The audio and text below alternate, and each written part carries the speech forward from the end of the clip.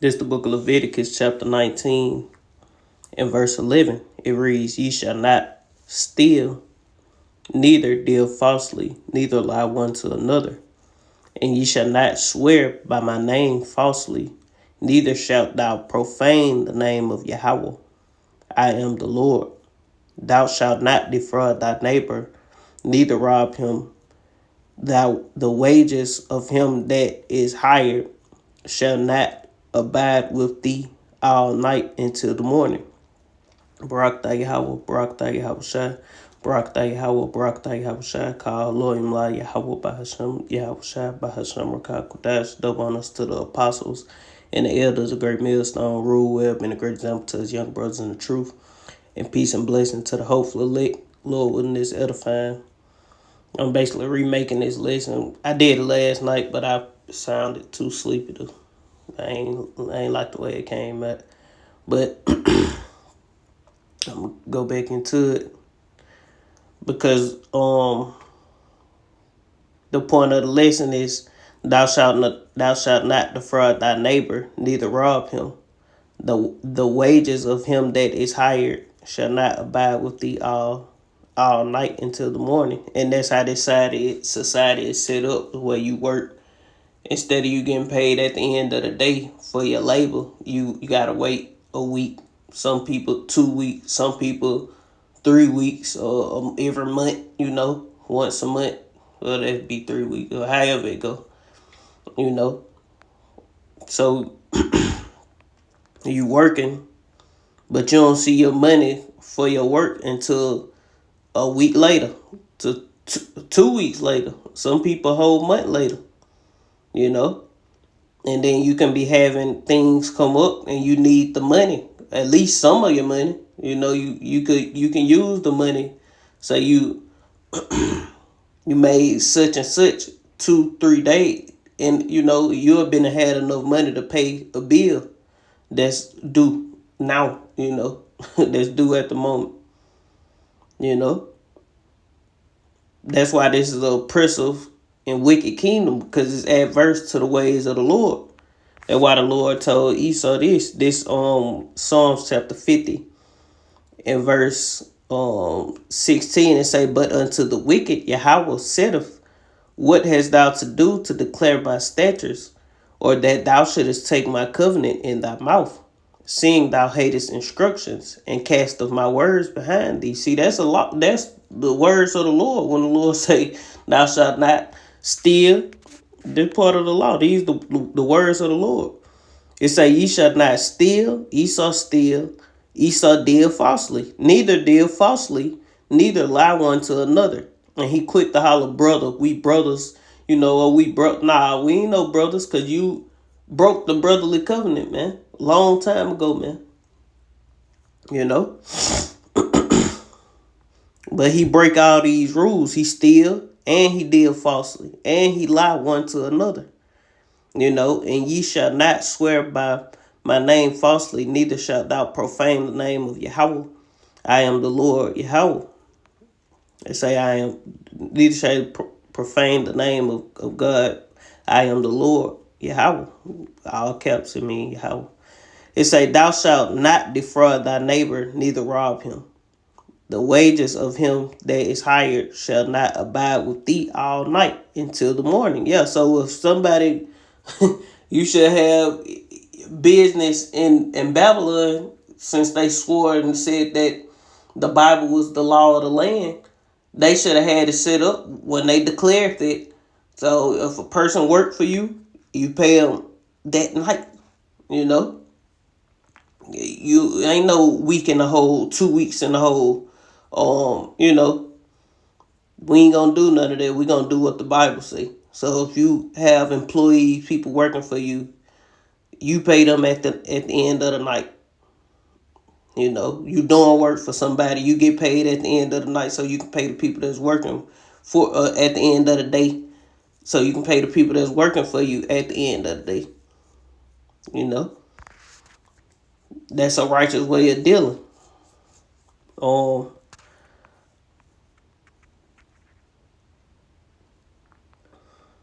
I get this one. This Isaiah 10:1, it say, woe unto them that decree unrighteous decrees, and that right grievousness which they have prescribed. Yeah, and that was an unrighteous decree declared to Esau.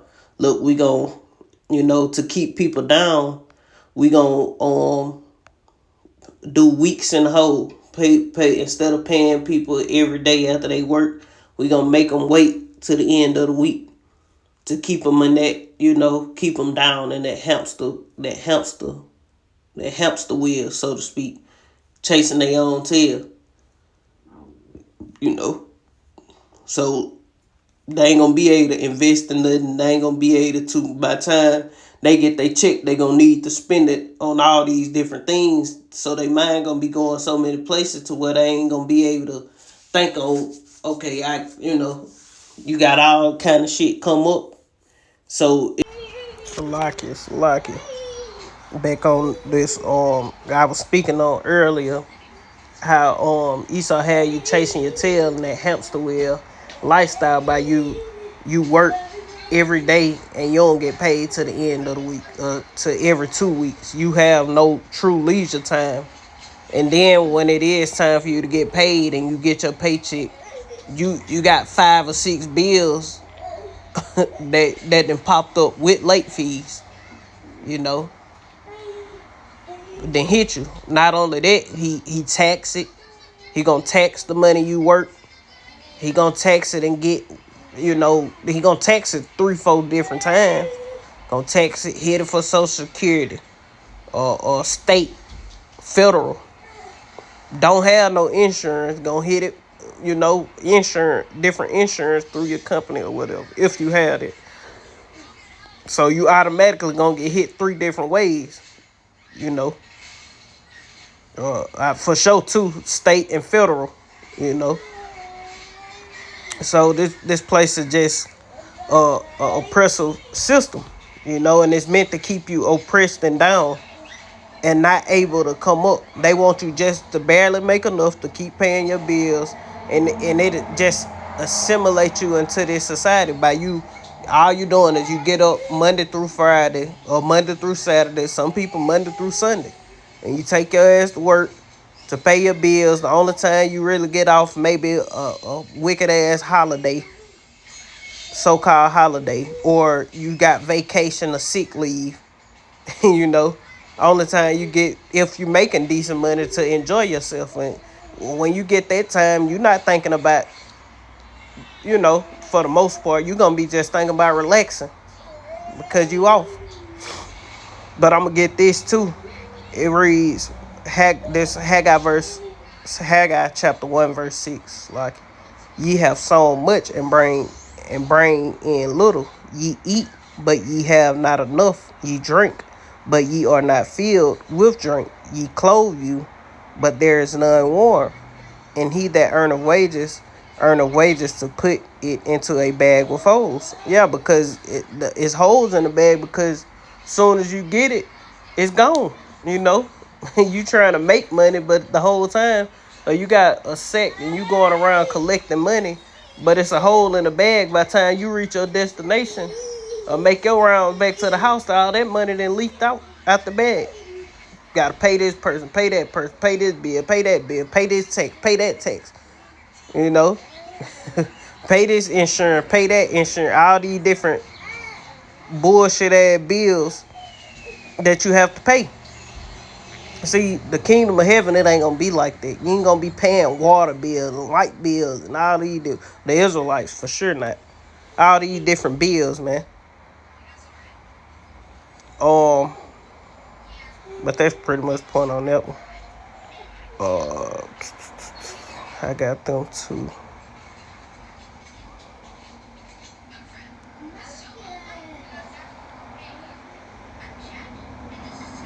I think I got this one, but I get it again if I did. This Psalms 50 and verse 16, it say, but unto the wicked, what hast thou to do to declare these statutes, and that thou shouldest take my covenant in thy mouth, seeing thou hatest instructions? And I know I got this in the beginning. And cast my words behind thee. When thou sawest a thief, then thou consentedest with him, and hast been partakers with adulterers. Thou givest thy mouth to evil, and thy tongue frameth deceit. Thou sittest and speak against thy brother, the Israelites. You Edomites speak against the Israelites. Thou slanderest thy own mother's son. These things hast thou done, and I kept silence. Though thou thoughtest that I was altogether as such as one as thyself, but I will prove thee, and I will set them in order before thine eyes. Lord woke us up to this truth. Now we know we the Israelites, and that's what the Lord is doing, reproving us before these devil's eyes. The Lord say to 2/3, he gonna no more be a reproof. His men are no more gonna be a reproof unto them. So the Lord's reproving the elect, and 2/3 they not gonna receive the reproof, the instruction. And the Lord is setting us in order before these devil's eyes, because the light has entered into us, the breath has entered into us, and now we are living souls because we know who we are now. Now consider this, ye that forget Yahweh, lest I tear you in pieces, and there be none to deliver you. Whoso offereth praises glorify me, and to him that ordereth his conversation aright will I shew the salvation of Yahweh. And that's what we hoping to be a part of, the Lord showing us his salvation. We hoping to be taking part in that salvation, that deliverance up out of this oppressive ass uh hamster cage, man. We trapped in the box in Esau's cubicle, man. We hoping to be delivered from this wicked ass place.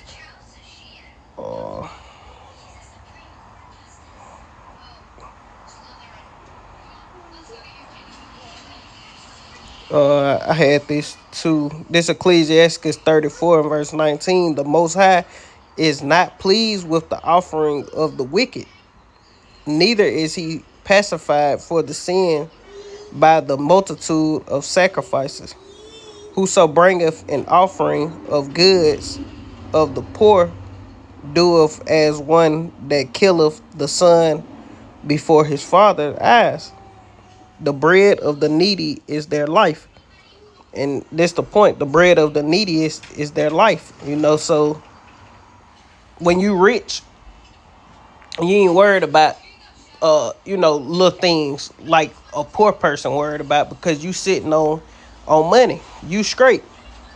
You're not worried. You ain't worried about the things that a man who living paycheck to paycheck is worried about, because you got that saved up through whatever business venture or however the Lord blessed you to be in that position, to have that money.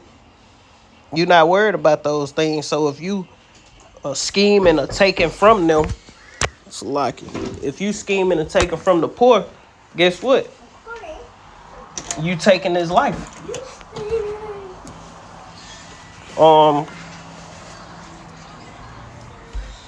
Verse, the bread of the needy is their life. The bread of the needy is their life. He that defraudeth him thereof, is a man of blood. And Esau fulfilled this to the T, man. Esau know that your paycheck is your life. What you working day to day.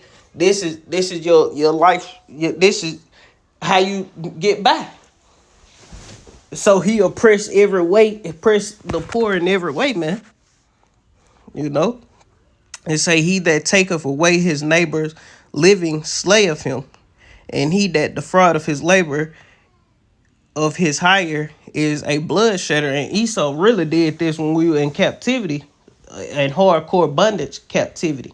He did it post-slavery, sharecropping and shit like that. Esau was doing a whole bunch of unrighteous dealing and scheming. That's why this gonna be my last precept, and I'm gonna get up out of there. That's why this is finna happen. This Ecclesiasticus chapter 10 in verse uh, in verse 8, it say, because of unrighteous dealing, injuries, and riches got by deceit, the kingdom is translated from one people to another. Why is earth and ashes proud? There is not a more wicked thing than a covetous man. For such as one that setteth his own soul to sale, and we speaking about Esau because he sold his soul for that pottage. He sold his blessing. Because while he liveth, he casteth away his bowels. The physician cutteth off a long disease. God damn.